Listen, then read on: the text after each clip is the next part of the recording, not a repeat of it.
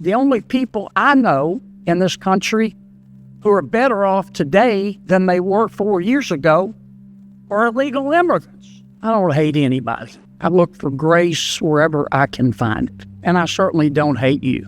It gives me no joy to say this, but most Republicans don't trust you. And a vast majority of the American people don't trust you. That's why you've been impeached. Now, my Democratic colleagues are going to try to sweep your impeachment under the rug and violate 200 years of Senate precedent in doing it. I don't think that they will be able to sweep the issue, maybe your impeachment, but not the issue, under a rug as big as the United States of America. Again, it gives me no joy in saying this. I think well more than a majority of the American people think that as a result of your behavior and President Biden's behavior, our southern border is an open, bleeding wound. I think they believe that our southern border is chaotic. I think vast majority of the American people believe that a lot of it is political. I think a vast majority of the American people believe that it is chaotic by design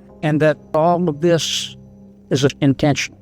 And I think while a vast majority of the American people who don't trust you believe in legal immigration, they don't believe in illegal immigration. And they think you do. And they think President Biden does. And they think that's why the border is open. And they think that your attitude and President Biden's attitude is that while they may be poorer under President Biden, that they're stupid enough to believe you and the president when you say that it's not your problem. I think that needed to be said. Isn't it a fact, Mr. Secretary, that the number of illegal immigrants that you and the president allow into our country counts for congressional district reapportionment? Senator, I'm not sure I understand your question, but I can surely share with you that I disagree with its phrasing. Isn't it true, Mr. Secretary, that the number of illegal immigrants that you and President Biden have allowed into our country counts for allocating electoral votes? Same answer. You don't know?